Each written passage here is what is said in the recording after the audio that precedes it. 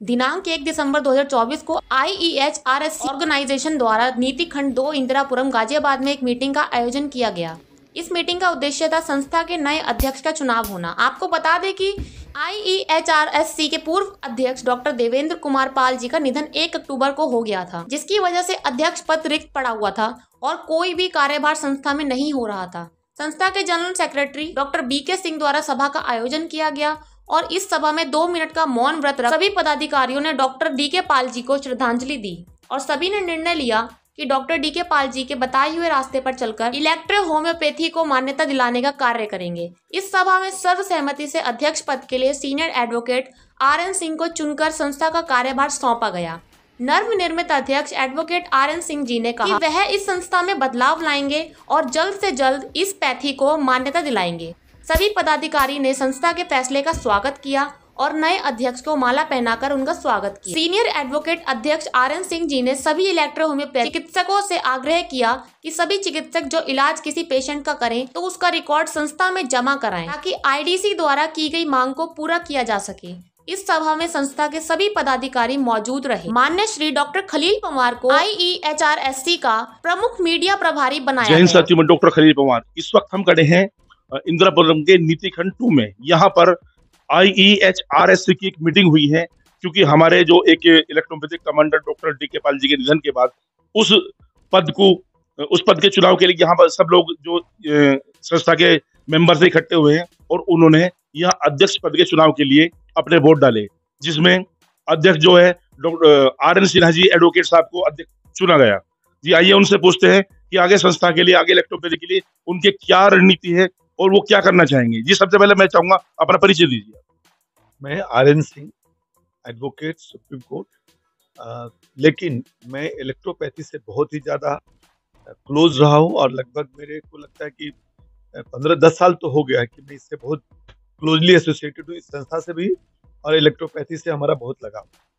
मैं इस संस्था में और इस पैथी में इसलिए आया था क्योंकि मुझे पता लगा कि ये प्लांट बेस्ड मेडिसिन है और देयर इज नो केमिकल, कोई इसमें केमिकल है नहीं, इसलिए गरीब लोग से गरीब लोगों तक ये दवा पहुंचाई जा सकती है और क्रॉनिक डिजीज के लिए इससे रामबाण कोई दवा हमारे समझ से तो अभी भी नहीं। तो हमने ऐसा देखा है अपने इस 10 वर्ष में कि नहीं, बहुत चाहे कैंसर हो, चाहे किडनी का बड़ा रोग हो, चाहे कोई भी सिस्ट हो या कोई बड़ी कैसे भी रोग हो, वो एकदम क्योर हो जाता है। तो तब से मैं प्रभावित होकर इस संस्था में जुड़ा रहा। अब इतने बड़े सब डॉक्टर ऑर्गेनाइजेशन है ये, लेकिन उन लोगों ने मुझे जो सम्मान दिया उसका मैं बहुत आभारी हूँ। आज मुझे उन्होंने अपने संस्था में अध्यक्ष के पद पे हमको नियुक्त किया है, मैं सदा इसके लिए ऋणी हूँ।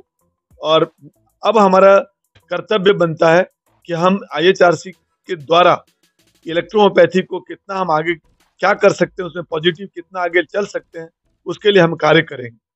इलेक्ट्रोपैथी की मौजूदा स्थिति क्या है इस वक्त? देखिए, ट्रांजिशन फेज है ये। एक IDC inter departmental committee already इसको मतलब हियरिंग कर चुकी है और उन्होंने एक मतलब रिपोर्ट गवर्नमेंट को दिया है। अब वो रिपोर्ट क्योंकि अभी तक सीक्रेट है, वो लीक हो नहीं सकती, it is a purely confidential report. But ऐसा लगता है कि हमारे जो संस्था के मौर्य साहब हैं, तिवारी साहब या दूसरे संस्था के काफ़ी अच्छे डॉक्टर लोगों ने जो ज्वाइंट कमिटी बनी, उसके अनुसार से जो सबमिट हुआ जो भी अपना प्रपोजल, वो लगता है कि काफ़ी कुछ क्लोजली अप्रूव हो रहा है। लेकिन ऐसा मैं मानता हूँ कि फिर भी उसमें कुछ कमियां वो लोग बता सकते हैं, जिस कमियों को हम लोग को आगे उसको बहुत कमी पूरा करना पड़ेगा। हो सकता है कि इसमें कुछ और विलम्ब हो जाए, लेकिन मान्यता मिलनी तय है। विलम्ब हो सकता है लेकिन मान्यता मिलनी तय है। और जहां भी कहीं कमी होगी तो हमारे लिए, क्योंकि इतनी ये अब इसको रोका नहीं जा सकता, ये एक प्रकार का ये अब आगे निकल चुका है, ये पैथी, इसको रोका नहीं जा सकता। तो आज नहीं कल इसका रिकॉग्निशन तो कंफर्म है और अगर कहीं भी जरूरत पड़ी तो हमारे लिए फिर हाई कोर्ट है, सुप्रीम कोर्ट है, हम डेफिनेटली उनका भी सहारा ले सकते हैं। हालांकि पॉलिसी मेकिंग में वेरी क्लियर है कि गवर्नमेंट जो पॉलिसी बनाती है उसको, उसमें हाई कोर्ट और सुप्रीम कोर्ट उसको नहीं बीच में, उनके बीच में आती है। लेकिन अगर कहीं पे भी ऐसा लगता हो कि नहीं, अगर ये लार्ज नंबर ऑफ पीपुल इसको जो इस पैथी का लाभ ले रहे हैं और अगर हम न्यायालय को ये सब बता सकेंगे तो वहां पे भी हमारा काम आसान हो सकता है। लेकिन हम आशा करते हैं कि वैसे जरूरत ना पड़े और ये हमारा जो काम है ये इंटर डिपार्टमेंट कमेटी की रिपोर्ट के आधार पर गवर्नमेंट के पास से काम हो जाए। और आज हमारे तिवारी साहब जो डॉक्टर हैं उन्होंने सुझाव दिया कि हम लोग को गवर्नमेंट के पास जा करके उन पे प्रेशर करना चाहिए। प्रेशर इन द सेंस को हम ऐसा नहीं कि आंदोलन करें, लेकिन हम उनको अप्रोच करें, उनको कन्विंस करें। हमारा पॉलिटिकल भी हमारा कुछ ट्राई करेंगे।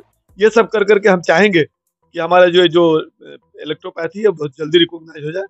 और कुछ राजस्थान में तो हुआ ही पड़ा है, तो वो ये तो हो नहीं सकता कि ये पैथी को अब मतलब अब कोई नया चीज है। ये तो पैथी ऑलरेडी एक गवर्नमेंट ने रिकॉग्नाइज किया ही है, तो उस हिसाब से ये पैथी आज नहीं कल तो रिकॉग्नाइज होना है और ये प्रोसेस में लगभग काफी नजदीक में हम पहुंच गए। अच्छा, अब हमारे बीच में यहाँ के संस्था के general secretary BK Singh ji हैं, डॉक्टर बीके सिंह जी, उनसे पूछते हैं।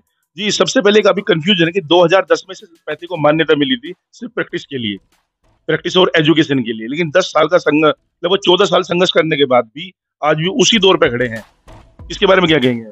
2010 में जो हमें मिली थी, कोर्ट के द्वारा मिली थी कि सरकार से ये कहा था कोर्ट ने कि इस पैथी की विद्या व प्रैक्टिस, एजुकेशन और प्रैक्टिस पर रोक हमने नहीं लगाई है।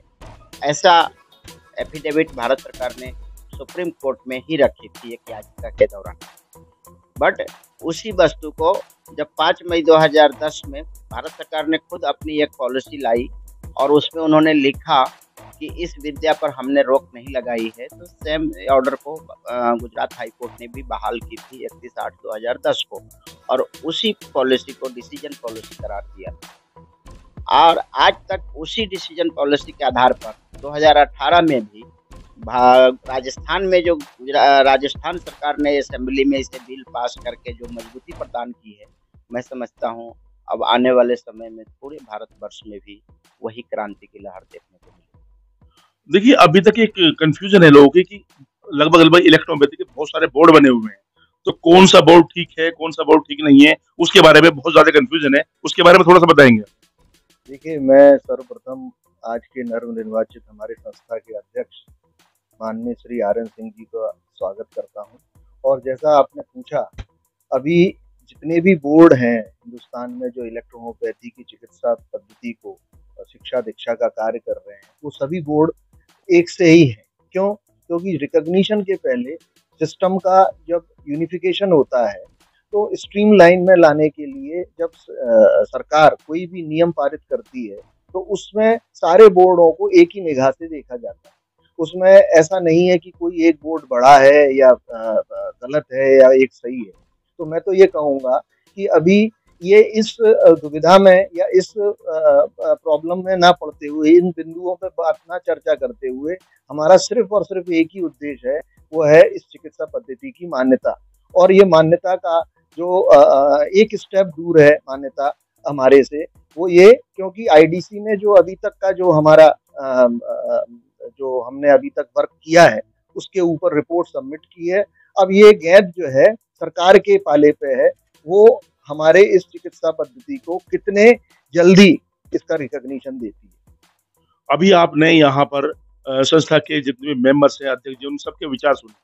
और सबसे पहली बात तो मैं ये बताना चाहूंगा कि जो हमारी संस्था के पूर्व अध्यक्ष डॉक्टर देवेंद्र कुमार पाल जी, जिनका निधन हो चुका है और जिनकी क्षति कोई पूरी नहीं कर सकता, वो ऐसे कमांडर थे जो इलेक्ट्रोपैथी को बहुत ही अच्छे रूप से, बहुत ही अच्छे तरीके से लेकर चल रहे थे। उनकी उसमें श्रद्धांजलि में 2 मिनट का मौन व्रत रखकर यहाँ पर इन सभी डॉक्टरों ने उनको श्रद्धांजलि दी है। और अब मैं ये बताना चाहूंगा सबसे पहले कि जो हमारे नए अध्यक्ष हैं advocate are N Singh ji, उन्होंने इसकी रणनीति कुछ और बनाई है, क्योंकि इनका मानना है कि जो हमारी मान्यता है वो लगभग 2 कदम या 1 कदम दूरी पे है। और इन्होंने सभी इलेक्ट्रोपैथी चिकित्सकों से आग्रह किया है कि वो अपनी पैथी में रहकर काम करें और जितने भी डॉक्यूमेंट्स उनसे हो सकता है वो पूरा कंप्लीट करें और संस्था के पास अपने जमा करें।